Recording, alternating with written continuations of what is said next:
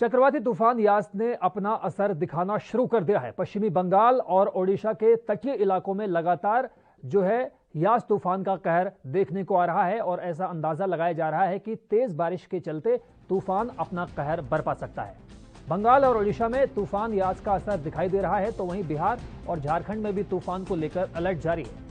अगले कुछ घंटों में चक्रवाती तूफान यास ओडिशा के तट से टकराएगा और टकराने के दौरान बंगाल और ओडिशा के कई इलाकों में भारी तबाही मचाई जा सकती है। तबाही मचने से पहले की तस्वीरें आपको दिखाई दे रही हैं कि तूफान यास के टकराने से पहले की ये तस्वीरें आपकी टीवी स्क्रीन पर मौजूद बंगाल के मेदिनीपुर, दीघा, कोलकाता, दक्षिण 24 परगना और ओडिशा के भद्रक, भुवनेश्वर, दमरा की तस्वीरें इस वक्त आपकी टीवी स्क्रीन पर मौजूद। ओडिशा के भद्रक और भुवनेश्वर में बारिश के अलावा तेज हवाएं चल रही हैं, तो ओडिशा के धामरा में तूफान का असर ज्यादा दिखाई देने लगा है। यहाँ तेज आंधी के साथ साथ लगातार बिजली की गड़गड़ाहट के साथ जमकर बारिश हो रही है। बंगाल के दीघा में भी समुद्री लहरें तूफान की दस्तक दे रही हैं।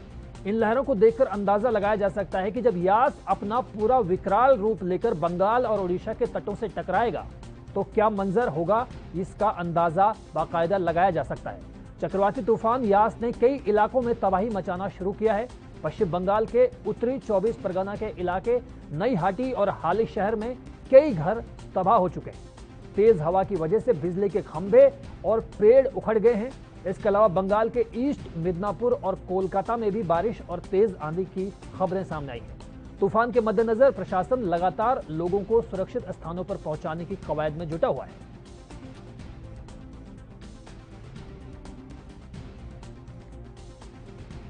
तो आपकी टीवी स्क्रीन पर 6 अलग अलग तस्वीरें,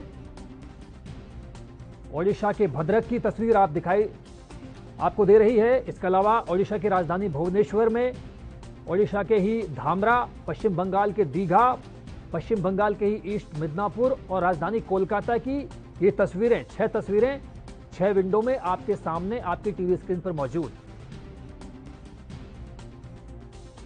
और इस वक्त ज्यादा जानकारी के लिए हमारी सहयोगी अदिति विश्वकर्मा हमारे साथ मौजूद हैं। अदिति, सबसे पहले आप यही बताइए कि जिस तरह से यास तूफान ने अभी तक पूरी तरह से दस्तक दी नहीं है, लेकिन उसका कहर इन तस्वीरों के जरिए देखा जा सकता है, तो अंदाजा क्या लगाया जाना चाहिए और मौसम विभाग की तरफ से क्या कुछ अलर्ट अभी तक जारी किए गए हैं कि बंगाल में और खासतौर पर उड़ीसा और आंध्र प्रदेश के तटीय इलाकों में ये तूफान किस तरह से तांडव मचा सकता है?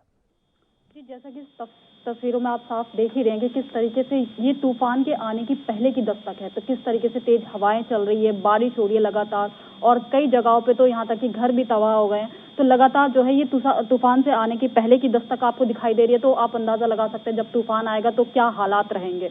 हालांकि आईएमडी की तरफ से ये अनुमान जताया गया है कि 2 घंटे में जो है तूफान टकरा सकता है। उड़ीसा और पश्चिम बंगाल से जो है के तटों पे जो है ये तूफान टकरा सकता है। उड़ीसा के भद्रक और बालासोर में जो है इसका जो ठहराव हो सकता है। फिलहाल उड़ीसा के बालासोर और भद्रक में भी तेज हवाएं चल रही है, बारिश चल रही है और पश्चिम बंगाल के नॉर्थ परगना में तो हवाओं का सिलसिला इस तरह कदर जारी है कि वहां पे कई घर जो है तबाह हो गए। तो इसके मौसम विभाग ने कई जगहों पे हाई अलर्ट पे है और लगातार जो है कंट्रोल रूम से हर जगहों पे नजर रखी जा रही है। पश्चिम बंगाल के नईहाटी और हाई शहर में कई घर जो है तूफान और तेज बारिश की वजह से जो है तबाह हो गए हैं। जिस तरह से पश्चिम बंगाल सरकार का हम जिक्र करें, उड़ीसा सरकार की हम बात करें, चाहे आंध्र प्रदेश सरकार का हम जिक्र करें, तमाम सरकारें लगातार कोशिश कर रही हैं कि लोगों को वक्त रहते महफूज जगहों पर भेज दिया जाए, तो क्या अभी भी तटीय इलाकों में लोग मौजूद हैं, ऐसी कोई खबर? नहीं, अब मौजूद नहीं है। हालांकि रेस्क्यू टीम वहां पे तैनात है। तकरीबन 10 लाख से ज्यादा लोगों को विस्थापित किया जा चुका है, क्योंकि पेड़ और जो घर होते हैं उनको तो विस्थापित नहीं किया जा सकता। लोगों को जो है सुरक्षित स्थान पे पहुंचाया जा सका है। जनहानि कम से कम हो, इस चीज की जो है कोशिश लगातार जारी है, लेकिन पेड़ और जो घर हैं उनको तो जाहिर सी बात है कि नहीं वहां से हटाया जा सकता। तो जो हानि होगी तो इन पर्यावरण को और घरों को तो होगी ही, लेकिन लोगों को ज्यादा से ज्यादा बचाने की कोशिश में जो है प्रशासन जुटा हुआ है। लोगों को लगातार जो है सही जगहों पे पहुंचाने की कोशिश है और इसके मद्देनजर कई ट्रेनों को भी जो है रद्द कर दिया गया है और सुबह से ही जो जिसे कहते हैं कि एयरपोर्ट्स को बंद कर दिया गया है। तो 29 मई तक, तूफान के मद्देनजर 29 मई तक जो है कई ट्रेनों को रद्द कर दिया गया है। कोई भी ट्रेन इस दौरान संचालित नहीं है, ना ही कोई। बहुत शुक्रिया आपका।